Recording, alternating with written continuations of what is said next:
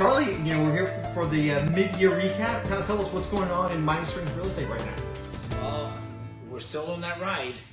That's what I can say. I mean, the market remains very strong for a seller. The demand continues to be very strong, very high. The inventory remains very low. I just did the weekly market report. There were only 14 houses listed in Miami Springs. Actually, let me correct myself. 14 listings, including VG. If you just remove the VG properties, there are 12 listings in Miami Springs. Wow. Half of those listings are over $1 million, and the cheapest price is $550.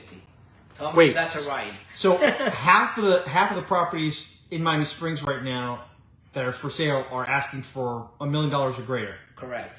Oh my gosh. Yeah, and the cheapest property you can find listed in Miami Springs is $550,000.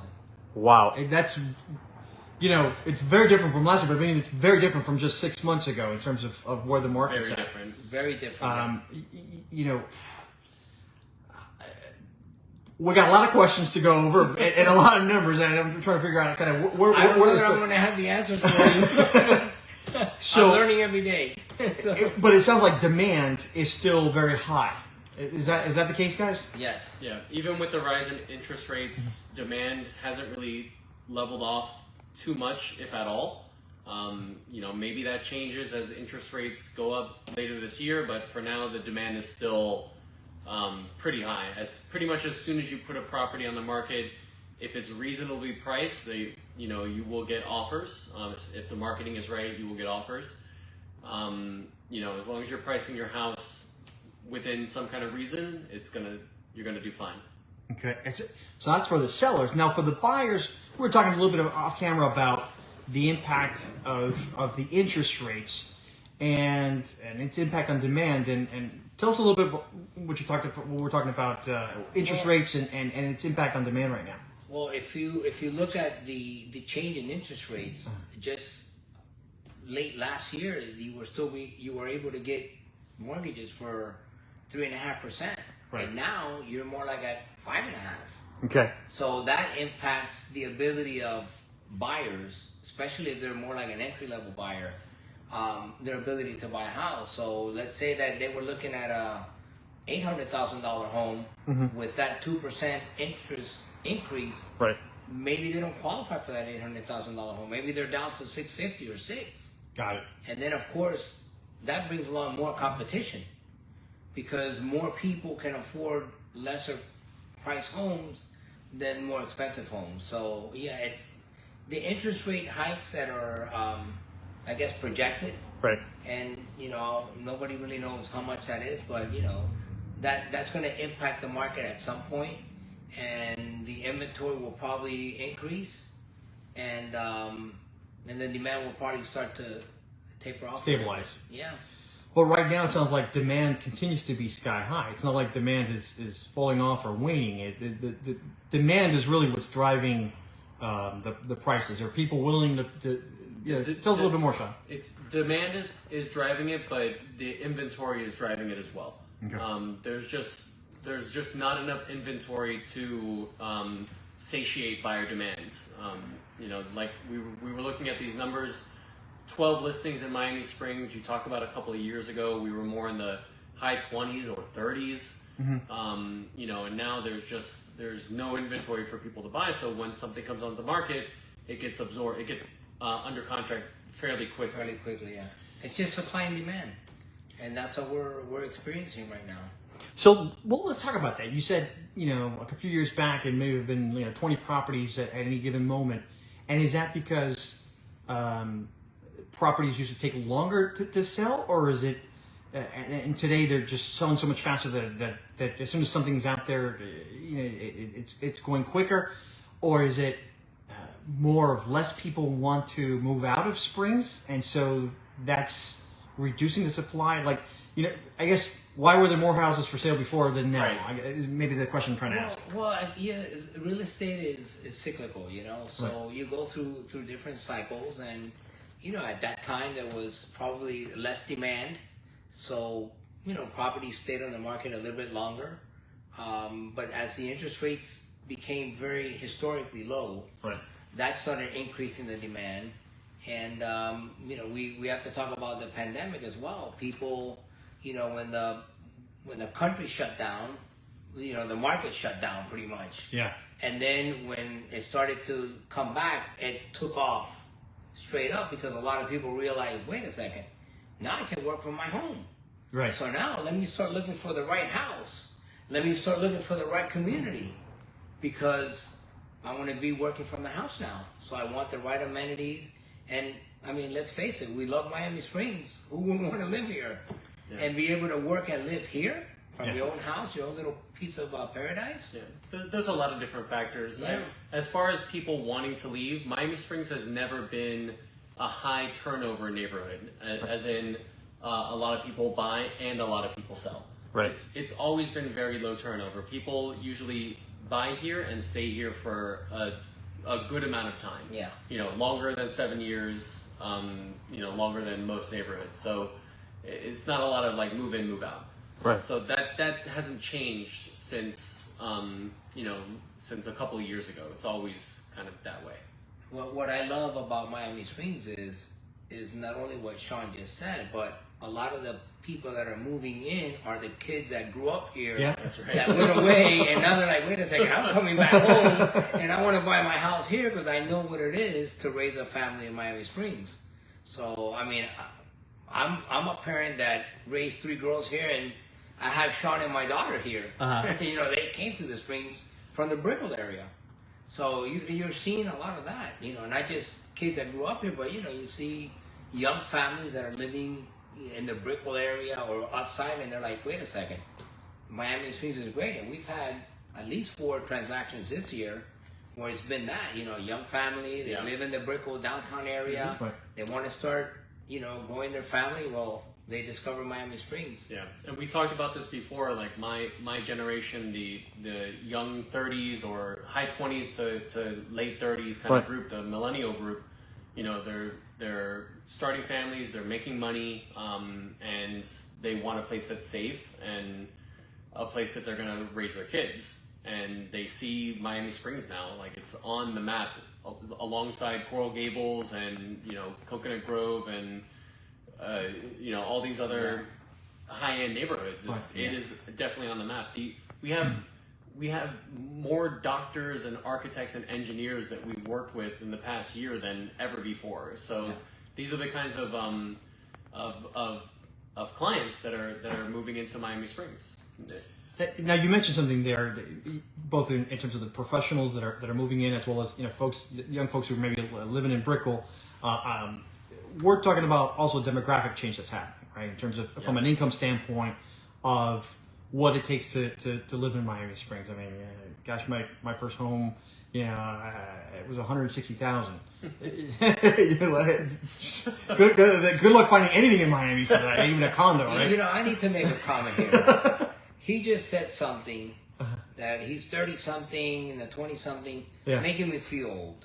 Now you say that you bought your house for $160,000. I bought mine for $70,000. So how am I? So yeah, this is unfair. If I had the yellow penalty flag, I'd throw it right now. Yeah, the days of a $70,000 house or a the number just sounds so ridiculous. Oh my gosh! And I thought, look, I remember those are cars now, $70,000. Yeah, right. Gosh, yeah. I remember my parents' home. You know, when they paid, I think it was a 106 or 108 for it in '89, and I remember thinking, wow, that was a big number. And now, that's that could be a pool in somebody's house. Let me tell you, I remember when I bought my house here in Miami Springs, 1985. Paid $70,000 for the house. Right. My mortgage was $696, and my parents thought I was crazy. Oh my gosh! Can you imagine that? So yes, let's move on because I'm really aging myself. So we you know, obviously, you know, throughout the years, inflation, et cetera, time, you know, the prices go up. That's just, and we're at a period right now where, and prices don't go up in a straight line. Prices go up in I guess kind of waves, if I'm saying it right. So we have this current market. And I know we've had projections before, and the numbers just end up doing things different than what we expect. But from looking crystal ball on these prices, it sounds like you're indicating that you think the steep increase is going to start slowing down. Is that the case? I think what we have seen, or what we are actually witnessing in the last, let's say, years or last couple of years, has been like a generational appreciation of homes, and it's not just in Miami Springs; it's been national. Right. You know, it's a generational appreciation that is unheard of. You know, double digits for the longest time. Right. What I think, you know, I don't know how long that can be sustained, but I think that real estate traditionally, if you go back many, many years, it's always something that will always. It may have its little dips along the way, Sure. but it always Long term appreciates. What I think will happen, again, it's not financial advice or anything, but I think, you know, things eventually will slow down a little bit. Right. Nobody thinks, I talk to a lot of people, a lot of appraisers, a lot of, you know, financial advisors, and nobody really sees a real estate crash. Right. Because it's very tough to get a mortgage.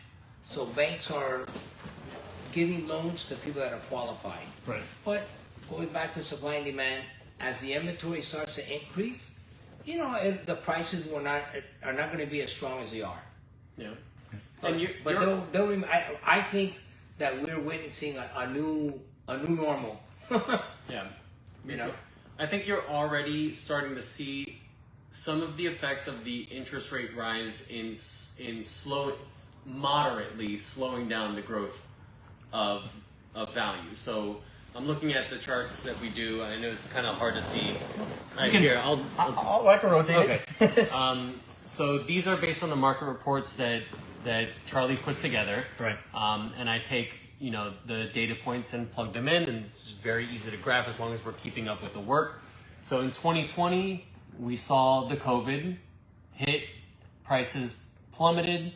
We got down to, you know, mid or high 300s for about 400. Okay. And then it skyrocketed a month after that. Right. Then, you know, it started going up slowly over time. We hit into 2021.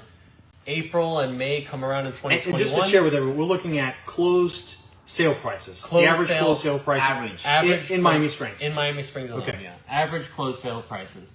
So once we get into April, COVID is now basically for the market purposes, it's a non-issue. It skyrockets, right? We see basically you know, almost a vertical line. Right. All right, and it just keeps on going. This, you know, forgetting this, it goes from 510 to 565 in a matter of a couple of months. Right. Now we get into 2022, and we're not seeing that straight up line anymore. We're still seeing growth, Right. but we're seeing nothing like that initial increase. So in not like values. that big post-COVID spike. Right. Yeah. But look at that. But still, now to be fair, that was kind of you're getting into that busy, you know, kind of summer season too, right? Where people decide to sell and move. Yeah. Sure. You know, make it easier for families, right? We could very easily have another you know, line like that, but I doubt it. I doubt we're going to see anything like what we saw in 2021 for years. Right. You know, I mean, if ever you're again. looking like a 25% increase from the first chart to the second chart. Yeah. I mean, to the third chart. 2022. For context, present day, yeah. on average, real estate growth is like what, 3%, 3.5%, 4%? Well, traditionally, you know, 3-5% was what everyone expected, but I mean, it's been crazy the last. I don't even know. I guess since the crash. Since COVID, right? Since the crash, Uh-huh. 08, things started to come up again in 2012. But that was more of a gradual, Gradual. increase. But after COVID, again, things just shot through the roof, and a lot of it was the low interest rates. Yeah. So They were between really cheap. the low interest rates, the work from home, reevaluating what home should be, What I want at my home. Yeah. yeah. right, and then You know what the third biggest factor was the migration to Florida. Because we had people from New York, people from California, and people from Washington. Those were the three main big ones who were coming to Florida in droves. Like record-breaking, record-shattering numbers of people that were coming here. Right. And these three places, California is very high income, New York is very high income, and so is DC. So they're coming down here. They have a lot of money. They're used to paying $750,000 for a 2-2 condo, and so these numbers here in Miami Springs don't mean much to them. So they can pay $60,000 above appraisal value to kind of push these numbers up. So I think that third one was a real big factor in driving prices in Florida specifically, Miami specifically, really high. Well, and then between that migration and there's still, let's call it regular migration coming from whether it's South America, other countries, people trying to move to warmer climates. You have there's from gentrification to we talked about in an article earlier this year in terms of the detached single-family home with land becoming more of an endangered species. So our community here in Miami Springs is coveted just for that standpoint. Add all the amenities, the kind of a country club community that we have, the central location, the beauty of the neighborhood and our wonderful homes makes the desire to be here even greater. I always say it's the best kept secret in Miami-Dade County. I mean, you have Tree City, USA, beautiful oak trees, tree-lined streets. Coral Gables is beautiful, but I wouldn't want to live there because to get in and out of Coral Gables is to me it's a pain. To get in and out of Miami Springs is a breeze. Yeah. But the moment you come back in here, what we were talking earlier, it's like you're lowering the dimmer. Your blood pressure goes down. Yeah. You're already thinking of your state of mind with your little glass of wine. Like I said, Big Pharma hates us because, blood pressure pills are not something that people need to take in Miami Springs. Well, the other thing is, as Sean was talking about, the millennials who are trying to raise a family, Springs has always been great for families, right? Just from our parks to Little League to all the different amenities that are perfect for children. Yeah, I think I really think that's the defining feature of Miami Springs. You got great parks, great bike trails. Yeah. Dog park for people with dogs. I mean, we have our golf course. I mean, it's what more can you ask for? We're in paradise. But I think Sean was, and what you're talking about earlier in terms of like the folks that are from Brickell moving in, they're not moving in for the single life of Miami Springs. No. Not that we don't have singles who live here, but that's not what we're known. We're known for what Sean was talking about. Yeah. The family community. Tell me more, Sean. I mean, that's what I think about. I don't know how other people think about Miami Springs. So I can just tell you what me and my clients and talking to some of the clients that we know came from those areas that bought here. Yeah, talking to those clients, talking to people, being active in the community, is people think of Miami Springs as a place to raise a family, and not that everybody here is doing that, and that's that's fine as well. But the majority, I think, of people that are living here feel about it as a safe, quiet, easily accessible neighborhood in the heart of Miami, and that says family to me. Like that says that's a place that you want to raise a family. Right.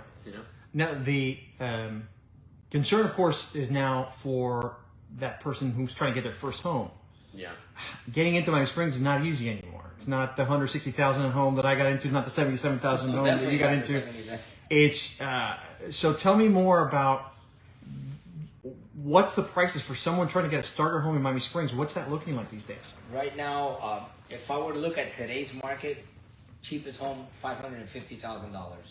Wow. It's a small 3-bedroom, 1-bath, 1,000 plus square feet. That's what your entry-level home is in Miami Springs right now. So a 2-1 or 3-1, you're talking about $550 get started. $550. Right. That's what the list is right now. Yeah, that's the average. You might be able to go with a 2-1 or 3-1 for under that, but they're so rare to get on the market that it's almost not even worth mentioning them. And the competition would be incredible. Yeah, incredible. Right. So if you're trying to find that one needle in the haystack, they definitely need to get with someone like yourself, work with a realtor, and so that they're ready to have their offer ready to go right away to put that offer and make a great offer immediately. Make your best offer from the get-go. Have all your I's dotted, all your T's crossed. Right. And you're still going to be competing with potential cash offers, which puts you at a disadvantage. We just closed on a house today that we listed it for $450, a fixer-upper. Okay. Okay, we received multiple offers. I mean, well over 10 offers. The house sold for $540,000. This is a house that was listed for $450 and just sold. sold. Which house was this? This was on Forest Drive. Okay. Wow. And that one was one that needed, some. It needed work. It needed some TLC. It needed good TLC. good amount of TLC, bathrooms, kitchen. You know. And it started at $450 and it went for $540. And it closed today for $540. Wow. And that you had tremendous competition for this home. Again, we had multiple offers, well in excess of 10 offers came in. Wow. Some were, you always have these investors that want to, offer cash and they do lowball offers, but you had,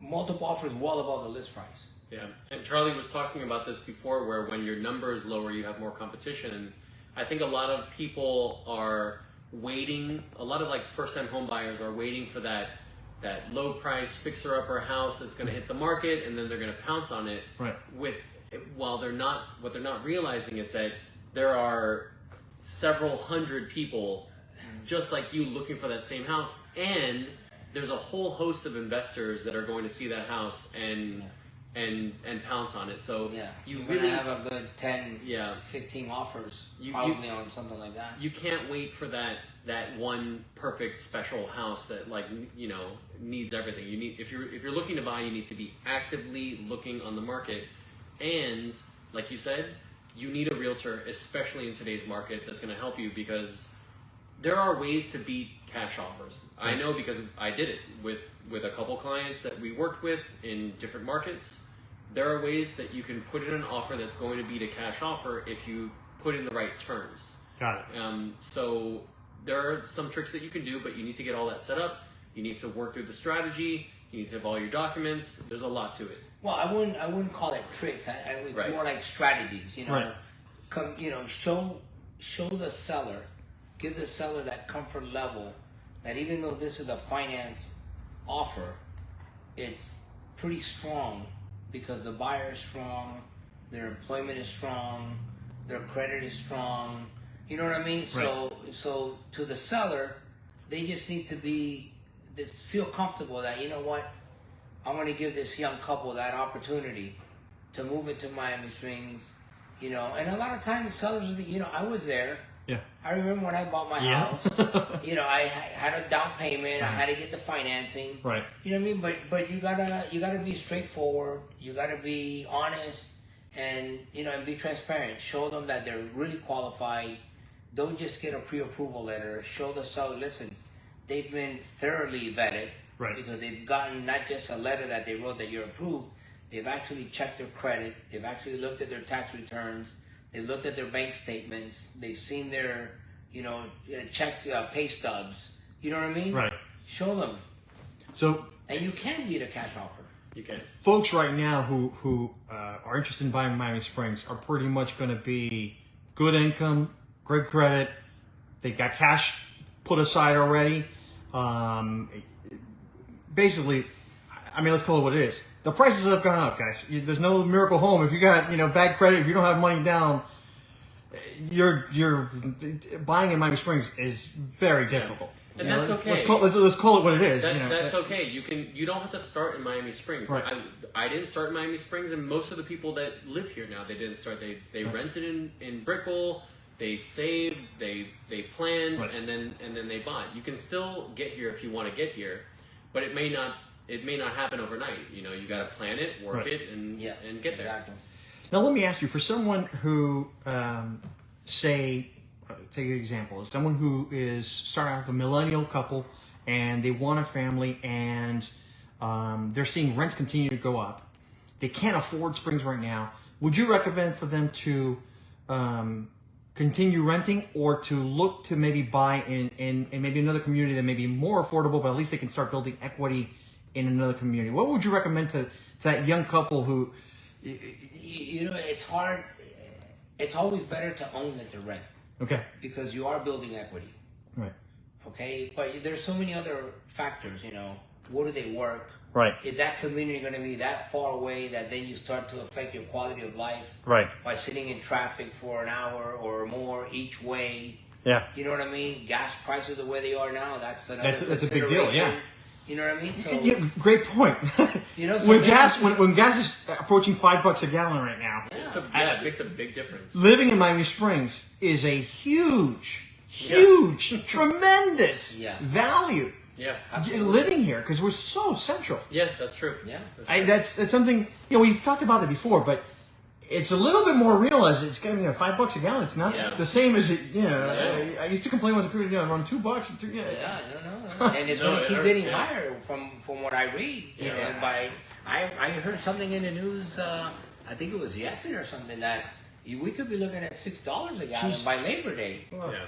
I mean, that's crazy. Yeah, That's crazy. more that puts more pressure to live central, Right. and to live close to employment and places of interest. Yeah. Because you're not spending that on fuel. I wanted ahead. to say a little bit about that young couple, whether to rent or to buy. Yeah. It also really depends on what your nest egg is and how much of that nest egg you want to use. So Okay. let's If say you that have a nest if egg, you yeah. have a nest egg and what the amount is, it really depends because let's say you've saved up 50 grand, Okay. you might be able to buy in the, high 300s or something like that and lock in a price there. Right. But then your 50 grand's gone because you've put in that deposit. And so now you're going to have to sit in that house, the $350,000 house, for a few years To build equity. to build the equity back, to sell it and get the money back so that you can buy a bigger house. Right. So it really depends. Like, do you want to use all of your nest egg now, or can you build it faster without buying and selling? It might be better to rent if you're trying to. Of course, some people are afraid that rents are, that they're paying rent Higher than mortgage. Yeah.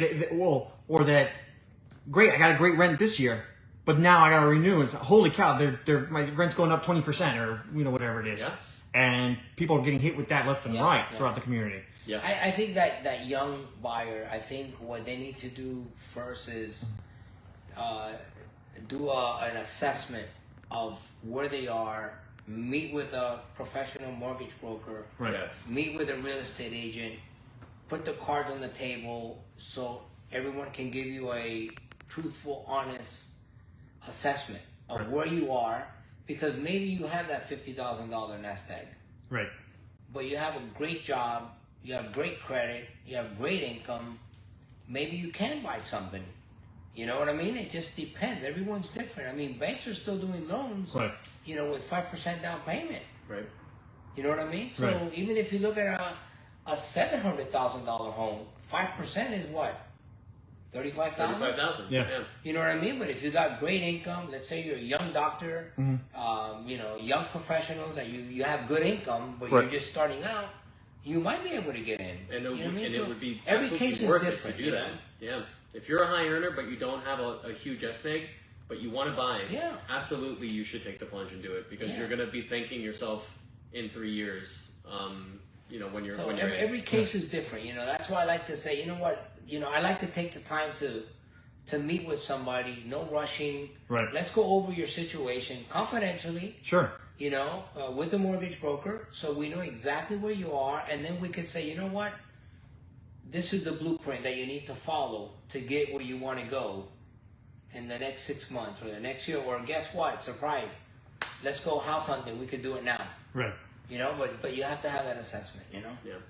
Wow, it's just incredible seeing kind of what's happening here I with just this wanted market. to follow up on one thing regarding the gas prices and Miami Springs being centrally located.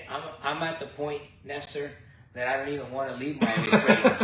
I have Milam that has everything I need. I have the gas station right here. You can order Amazon. And I just love what I do. Right. I love living here. I love being a realtor in Miami Springs and talking to people. And honestly, I like to do almost 100% of my business here. I don't want to have to drive outside of the area Yeah. to deal with all that stuff. All right, so we've covered a lot, guys. From the standpoint of numbers, I know Sean's always got his spreadsheet and he's ready to go with numbers. So, what have you got for us in terms of where things are at right now. So let's have something to compare it to. So in 2021, at the end of the year, the average list price was $550,000, and the average sale price was $536,000. Okay, so 550, 536. Right. So the average sold home last year, 536. The average sold home was 536. Right now, the average list price is a little over 700,000, 707,000. Wow. The average sold price is 650,000, more than $100,000 on both ends. So going on the sold prices, last year went from 537 to this year now averaging 656. 656 over like about 120, ballparking about 120K increase year over year. Yeah, and that number will be higher than this for sure, because you've got the list price of an average of 707,000. Right. So once those houses sell, right, and we've got a backlog of houses that are going to be selling in the 800s and 900s. Yeah. Right. So that's going to push the average sold price. By the end of the year, it'll probably be closer to like 675, the average sold price in Miami Springs. Wow. And the house didn't increase that much. So last year, the average size was 3.1 beds, 2 bathrooms. Still your typical. It's a little bit bigger. It was 1,691 square feet. Right now it's 1,800 square feet. But it's basically still a little bit above a 3-bedroom, a little bit above a 2-bathroom, 1,700 square feet, 9,500 square foot lot. If it's relatively updated, that house is going to sell for $650,000, $675,000. Sean, and your numbers there are all this total for the year. This is the total for This is the 6 month, Yeah. from January to now. Yeah, year to date. Yeah. Wow. Yeah. No, because the weekly report that I send out is it's just taking back the last 90 days, whatever sold in the last 90 days. Right. And this is looking at year to And date. this is looking at the whole year so far. Right. Yeah. Wow. And the averages are very close. Yeah.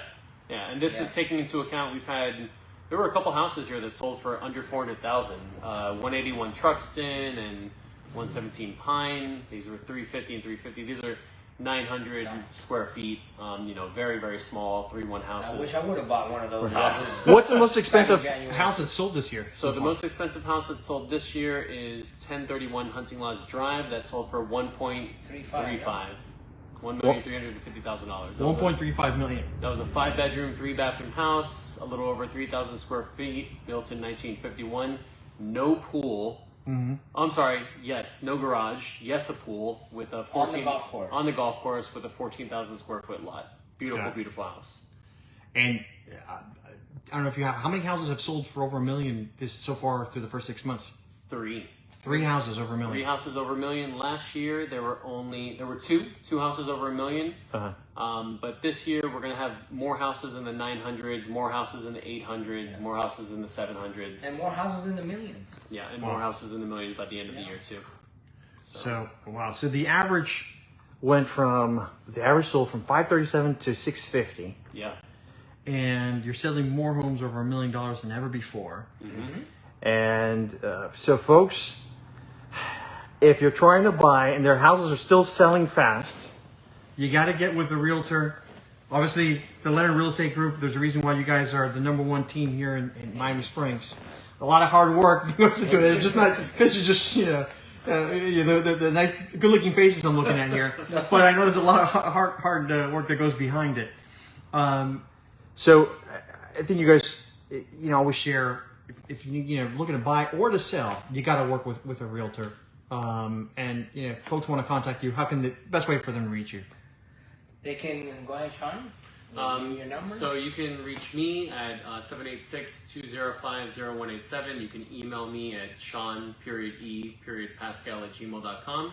You can find us on Facebook at Leonard Real Estate Group, Instagram at Leonard Real Estate Group. We're also on the Nextdoor app. You can message us on any of those as well, and we'll respond pretty quickly. Yeah, or you can call me directly. My cell phone is 305-726-8416. Or pass by the office. Where I Pass by the office. I'm usually here. 190 Westward Drive. We're across from my little Greek deli. They have delicious foods, and Miami Springs City Hall. And the Women's Club. And the Women's Club, that they do a wonderful job for the community. I went to the fashion show that they did last month, and it was fantastic. Everyone said great things about that show. I was there, and I got to tell you, it was, beautiful. Excellent. They did a great job. Guys, any last minute words and that you'd like to share with the audience before we go? You know what? I was thinking while we were talking about all these homes that my final words would be that I would think that there are quite a few millionaires in Miami Springs now, and they may know it or they may not know it. Right. But they're probably living on a house that's probably worth over $1 million. Yeah. The net worth on a lot of folks living in Springs has gone up significantly. Yeah. Folks, if you have a home, go ahead and invest in your home, make your home nicer, improve it, because you're gonna get it out whenever you sell it. The demand, there's nowhere else to build. Yeah. You got the Everglades on the west, you have the ocean on the east. If you want to be central in Miami, this is the place to be. To raise a family, this is the only place to be. Great. It's a fantastic community, which is why we love it so much and want to protect it so much. Guys, you guys are always fantastic. We really appreciate you guys, Thank you, Nestor. inviting us here and love talking to you guys about our community. I do feel, the single family home is becoming an endangered species. So, Yeah, very much. folks, if you, get your ducks in a row, you can work with your friends, the Forensic Group, if they need financing, and